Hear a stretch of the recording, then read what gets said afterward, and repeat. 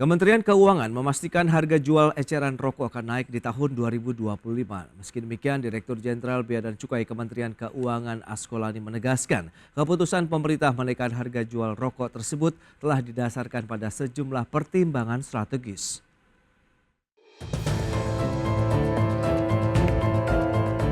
Pemerintah memastikan harga jual eceran atau HJE untuk rokok konvensional dan rokok elektrik akan mengalami kenaikan pada 2025 mendatang. Hal tersebut telah diatur dalam Peraturan Menteri Keuangan Nomor 94 Tahun 2024 serta Peraturan Menteri Keuangan Nomor 97 Tahun 2024. Direktur Jenderal Bea dan Cukai Kementerian Keuangan Askolani mengatakan, keputusan pemerintah menaikkan harga rokok ini merupakan strategi untuk mengelola kebijakan cukai rokok tanpa menaikkan tarif cukai hasil tembakau atau CHT. Bahwa 2025 akan dilakukan kebijakan penyesuaian harga jual dan tidak ada penyesuaian CHT-nya cukai hasil tembakau. PMK sudah kami siapkan bersama dengan BKF, sudah diharmonisasi di Kumham dan insya Allah akan dalam minggu ini bisa diterapkan. Askolani menjelaskan penyesuaian harga jual eceran rokok tahun depan didasarkan pada sejumlah pertimbangan strategis, termasuk mitigasi terhadap penurunan perdagangan atau down trading yang terjadi pada 2024. Selain mempertimbangkan perkembangan industri, kondisi tenaga kerja, dan intensitas pengawasan pita cukai, Askolani mengatakan kebijakan ini juga diterapkan sebagai bagian dari upaya pengendalian kesehatan yang menjadi langkah besar pemerintah dalam menata regulasi hasil tembakau. Jakarta, Tim Liputan IDX Channel.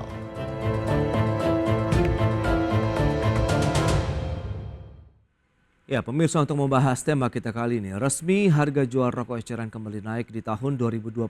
Kita sudah tersambung melalui Zoom bersama dengan Bapak Beni Wahyudi, Ketua Umum Gabungan Produsen Rokok Putih Indonesia atau Gaprindo. Halo Pak Beni, apa kabar? Ya, halo.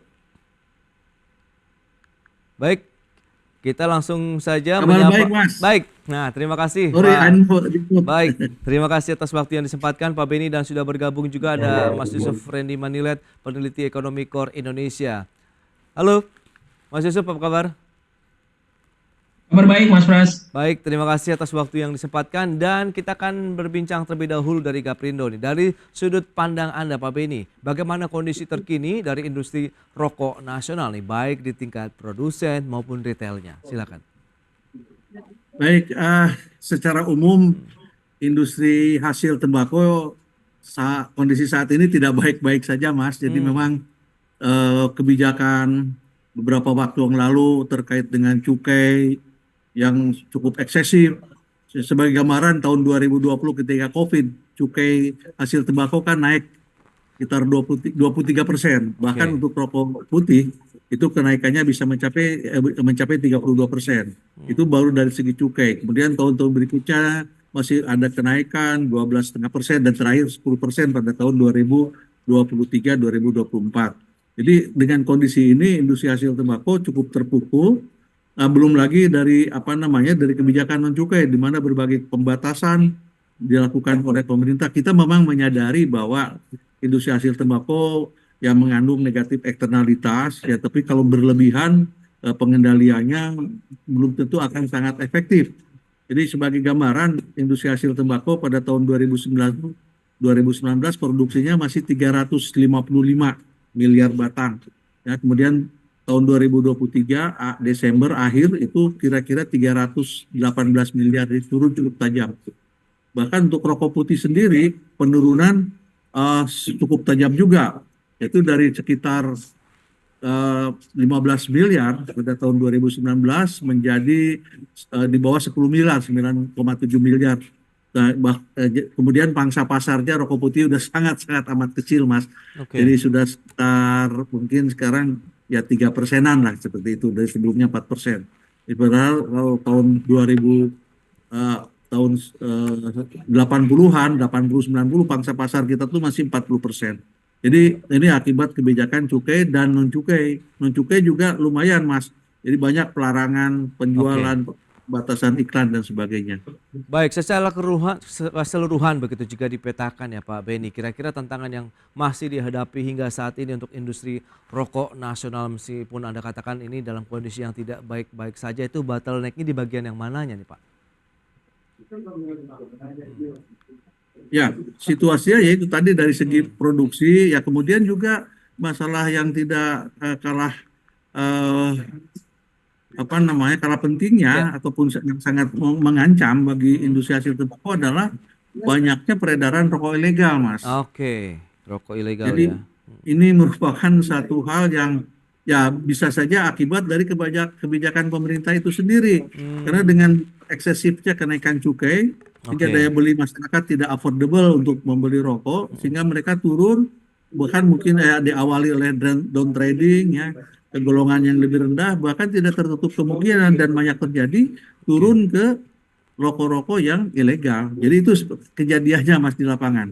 Baik, baik. Nah, Mas Yusuf Rendi, Anda melihat bagaimana KOR Indonesia melihat secara umum ya perkembangan industri rokok Indonesia. Tadi ada beberapa tantangan dari mungkin kebijakan-kebijakan kaitannya dengan cukai, kemudian non cukai, ada pembatasan di sana sini, kemudian ancaman rokok ilegal begitu.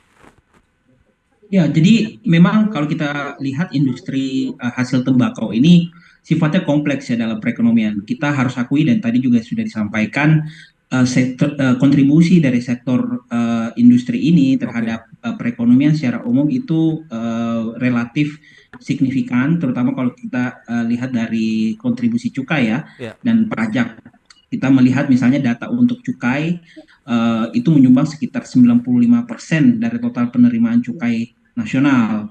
Dan kita juga tahu bahwa industri ini juga menyerap tenaga kerja dalam jumlah yang relatif besar dan tenaga kerja yang besar ini juga mulai dari berbagai aspek yang mulai dari hulu sampai hilir, mulai dari petani tembakaunya, kemudian juga pekerja pabrik, distributor hingga pengecer.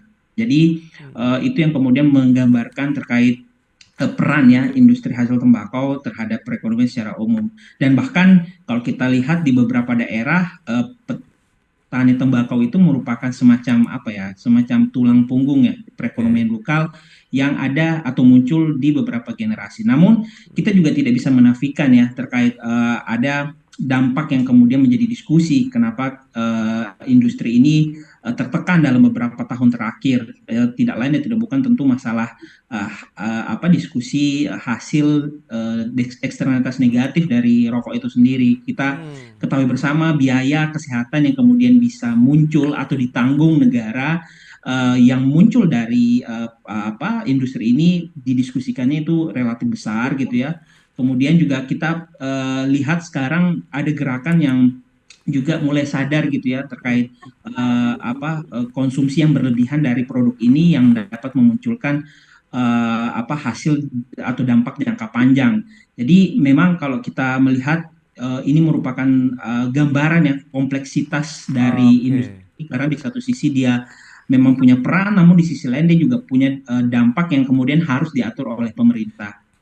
Baik, lantas strategi posisi pemerintah sendiri dalam industri rokok di Indonesia ini akan seperti apa? Mengingat tadi beberapa tantangan dari si cukai, kemudian non cukai, kemudian ada ancaman rokok ilegal dan ditambah lagi dengan kondisi tadi ada biaya kesehatan yang mungkin sudah masuk perhitungan pemerintah, kemudian dari tingkat kesadaran masyarakat. Kita akan bahas nanti di segmen berikutnya. Kita akan jeda dulu sebentar, Pak Beni dan juga Mas Yusuf, dan pemirsa pastikan Anda masih bersama kami.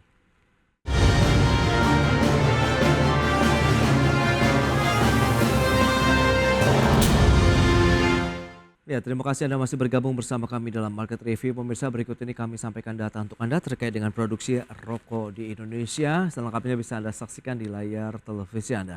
Baik, kita akan cermati dari tahun 2017 sampai dengan tahun 2023. Ini dia perkembangan dari produksi rokok nasional. Tercatat di tahun 2023 mencapai 318,14 miliar batang. Kemudian berikutnya rata-rata kenaikan cukai rokok dari tahun 2020 sampai dengan 2024. Di 2020 tercatat sempat menyentuh 23% untuk cukai rokok, kemudian 2021 turun 12,5%, 2022 turun 12%, kemudian di tahun 2023 dan 2024 ini masing-masing 10%. Kita akan lanjutkan kembali perbincangan bersama dengan Bapak Beni Wahyudi, Ketua Umum Gabungan Produsen Rokok Putih Nasional, dan juga Mas Yusuf Rendy Maniret, peneliti Ekonomi Core Indonesia. Baik, Mas Yusuf, kita akan kembali sedikit lanjutkan begitu kalau kita lihat lantas posisi pemerintah begitu Anda melihat terkait dengan industri rokok di Indonesia saat ini sudah seperti apa dan di bagian yang mana kalau memang ini menjadi kontributor juga 95% loh dari total cukai begitu ya nasional begitu dari cukai rokok sendiri ataupun cukai hasil tembakau. Ya, kalau kita perhatikan sebenarnya kami melihat posisi pemerintah memang juga menggambarkan sekali lagi kompleksitas kebijakan yang harus diambil untuk industri ini. Oke. Di satu sisi pemerintah harus menjaga ya keseimbangan antara tadi kepentingan kesehatan masyarakat, namun di sisi lain tetap memastikan bahwa industri ini bisa tetap berjalan gitu ya, Oke. untuk memberikan kontribusi yang telah industri ini berikan dalam beberapa dekade terakhir. Jadi memang akhirnya kita melihat kebijakan yang diambil kebijakan ini terlihat seperti ambivalen ya, di mana pengetatan regulasi berjalan beriringan dengan upaya mempertahankan keberlanjutan dari industri itu sendiri. Dalam konteks regulasi, saya kira tadi sudah dibahas, pemerintah telah banyak menerapkan yang berbagai kebijakan pembatasan, termasuk di dalam misalnya pengendalian iklan rokok, kemudian juga ada pemberlakuan pictorial health warning ya yang semakin besar dalam kemasan rokok, terus ada pembatasan area dan yang kita tahu kenaikan tarif cukai secara berkala yang dilakukan pemerintah dalam setidaknya 10 tahun terakhir. Jadi namun tentu kalau kita bicara implementasi kebijakan yang tadi disebutkan ini juga seringkali menghadapi tantangan di lapangan ya, misalnya penegakan tanpa kawasan rokok yang kami kira juga relatif belum optimal atau masih relatif maraknya ikan rokok di berbagai medium meskipun sudah ada pembatasan. Jadi saya kira ini kemudian akan menjadi diskusi karena selama ini kan tujuan pemerintah dalam mengeluarkan kebijakan untuk industri hasil tembakau ini untuk menekan ya prevalensi konsumsinya. Tapi dampaknya kalau kita lihat sekarang sebenarnya relatif belum tercapai atau kurang membahagiakan gitu ya, menggembirakan. Karena kalau kita bandingkan ya, meskipun tadi sudah disebutkan ada regulasi yang cukup banyak, tetapi tingkat prevalensi konsumsi di Indonesia itu relatif masih tergolong tinggi dibandingkan dengan negara-negara lain ya. Riset kesehatan dasarnya Kementerian Kesehatan juga menunjukkan penurunannya, tetapi penurunannya itu relatif lambat. Nah ini yang kemudian menjadi semacam dilema ya kebijakan yang harus diambil oleh pemerintah. Baik, ini menarik Mas Yusuf, langsung saja kita tanyakan kepada pelakunya nih. Pak Beni, lantas sejauh mana nih peran pemerintah, posisi pemerintah terhadap industri rokok nasional begitu selama ini di tengah tadi kondisi dilema antara bagaimana menjaga industrinya tetap tumbuh karena tadi 95% ini menjadi salah satu kontributor juga ya penerimaan cukai di Indonesia begitu. Sementara di satu sisi ya kesehatan lagi-lagi begitu yang menjadi concern juga dari pemerintah nih Pak Beni. Ya memang industri hasil tembakau ini ya relatif cukup dilematis Mas. Jadi di satu pihak memang ya seperti yang saya sampaikan ada negatif eksternalitasnya, tapi di lain pihak perannya sampai saat ini kan masih cukup penting ya. Jadi kalau kita lihat saja dari misalnya penerimaan negara, jadi cukai hasil tembakau itu merupakan komponen nomor 3 dari penerimaan negara ya setelah PPH dan PPN dan ya tenaga kerja, petani dan sebagainya. Di lain pihak ya kesehatan. Nah ini memang harusnya ada semacam trade off mau dibawa kemana nih posisi industri tembakau itu. Tapi yang jelas dengan dengan cukai yang cukup tinggi dan regulasi yang cukup ketat yang bahkan tidak memberikan nafas bagi industri ya, yang diuntungkan siapa? Industri ilegal ya. Nah, kalau industri ilegal itu dampaknya apa? Penerimaan negara tidak tercapai, industri juga memang turun, industri yang legal. Sementara prevalensi perokok tidak turun karena mungkin beralih kepada rokok ilegal. Nah ini nih yang jadi poin itu di situ Mas. Jadi harus kebijakan yang memang secara terpadu lah dilihatnya, jangan dari sepotong-sepotong, barangkali seperti itu. Oke, Pak Beni, lantas bagaimana tanggapan Anda terkait dengan rencana ataupun kebijakan untuk menaikkan harga jual rokok di tahun depan nih, 2025? Kalau kelihatannya dari segi kenaikan di tahun 2025 ya, Mhm. ini memang relatif agak melegakan ya, walaupun mungkin tidak akan banyak berubah untuk bisa meningkatkan, tapi paling tidak mengurangi ancaman dari rokok-rokok ilegal seperti itu, Mas. Jadi kenaikan sih pasti ada, mungkin akan masing-masing perusahaan yang akan menyusun strategi pricing policy dan sebagainya, marketing dan sebagainya. Jadi secara umum, kalau menurut saya mungkin lebih apa namanya lebih rileks lah kenaikan tahun 2025 ini, karena cukainya tidak naik tapi hanya ada kenaikan HJE. Seperti itu barangkali, Mas. Oke, tapi secara industri atau secara keseluruhan begitu tidak terlalu berdampak, lebih kepada diri bagian retailnya saja begitu Pak Beni? Gimana, Mas? Kalau misalnya dengan adanya kenaikan harga eceran tadi begitu di tingkat produsennya sendiri, apakah terdampak langsung begitu atau memang lebih bagian sisi retailnya saja begitu Pak? Ya, otomatis akan ada dampaknya kepada apa namanya, kepada pabrik dan Oke. retail juga otomatis ya. Dan tapi mengenai seperti apa dampaknya, mungkin masing-masing apa namanya perusahaan mempunyai strategi ya. Jadi yang jelas lebih lebih rileks, lebih longgar daripada kenaikan tahun-tahun sebelumnya. Oke. Nah, yang menarik Anda menekankan beberapa kali terkait dengan peredaran rokok ilegal begitu. Apakah kenaikan harga jual tadi lagi-lagi ini perlu dimitigasi, perlu diantisipasi begitu dengan adanya peralihan masyarakat yang Anda katakan, oke lah prevalensinya jadi prevalensi tidak berkurang begitu dari perokok sendiri karena tadi banyak yang mungkin ya membeli rokok-rokok ilegal tadi. Pak Beni.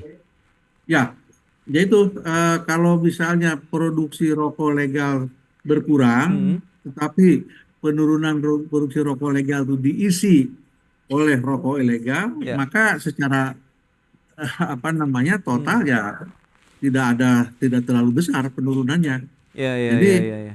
ini negara rugi karena penerimaan anggaran tidak tercapai, penerimaan Ah, negara tidak tercapai. Itu poinnya, Mas. Di baik, samping baik. itu regulasi, Mas, yang juga harus kita lihat, Ya. regulasi yang sangat ketat. Ya, Hmm, rokok ilegal kan nggak perlu beriklan. Nah, ini betul. kita dibatasi iklan. Ah, Kemudian oke. kita khawatirkan ada satu lagi, Mas, peraturan yang sedang disusun oleh Kementerian Kesehatan, Hmm, yaitu standarisasi kemasan.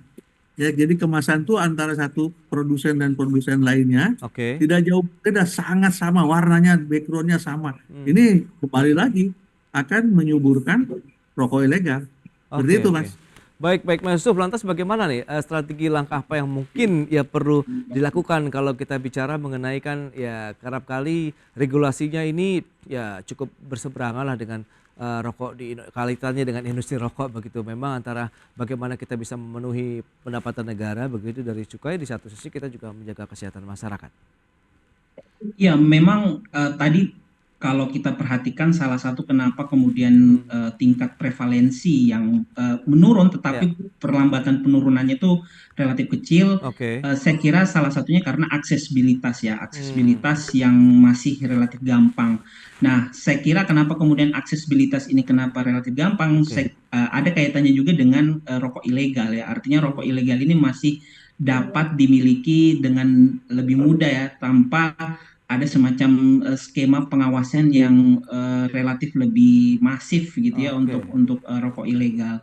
Tentu ini sangat disayangkan karena ini akan merugikan dua pihak, pihak yang kemudian sudah patuh ya terhadap regulasi, Hmm, dan di saat yang bersamaan juga pihak yang kemudian menjadi sasaran dari kebijakan tembakau, dalam hal ini masyarakat secara umum. Karena kalau seandainya rokok ilegal ini dikonsumsi, kan sekali baik. lagi balik lagi ini kemudian tidak ketemu ya sebagai Oke. solusi upaya menurunkan tingkat prevalensi tadi gitu. Nah, Baik. di saat yang bersamaan saya kira juga masalah koordinasi kebijakan, tadi sudah disinggung masalah Hmm, kebijakan yang dikeluarkan Kementerian Kesehatan. Saya kira memang selama ini Kementerian Kesehatan relatif konsisten ya, dia ada di pihak yang mengeluarkan kebijakan terkait cukai tembakau. Nah, saya kira ini kemudian Baik. perlu dikoordinasikan, dikonsolidasikan dengan Hmm. stakeholder lain agar Ya, kebijakannya ya. memang bisa berjalan beriringan. Baik, lagi-lagi berarti kebijakan reward and punishment nih bagi mereka yang sudah patuh, begitu produsen-produsen mungkin dari tembakau begitu ataupun rokok yang sudah patuh juga harus mendapatkan apresiasi juga ya. Dan ini yang penting bagaimana pencegahan rokok ilegal ini tidak semakin marak di masyarakat begitu. Baik, Pak Beni terima kasih banyak atas update informasi yang sudah Anda sampaikan kepada pemirsa. Mas Sufrendi terima kasih juga atas analisis yang sudah Anda berikan kepada pemirsa pada hari ini. Selamat melanjutkan aktivitas Anda kembali, salam sehat dan sampai berjumpa kembali. Pak Beni terima kasih. Sama-sama Yusuf. Mas. Ya. Mas Yusuf Sama-sama, juga Mas salam Pras. sehat Ya. semua. Baik pemirsa, 1 jam sudah saya menemani Anda dalam market review dan perbahari terus informasi Anda hanya di IDX Channel, your trustworthy and comprehensive investment reference. Karena urusan masa depan harus terdepan. Aku investor saham. Ya saya, Prasetyo Wibowo, beserta seluruh kerabat kerja yang bertugas pamit undur diri. Terima kasih, sampai jumpa.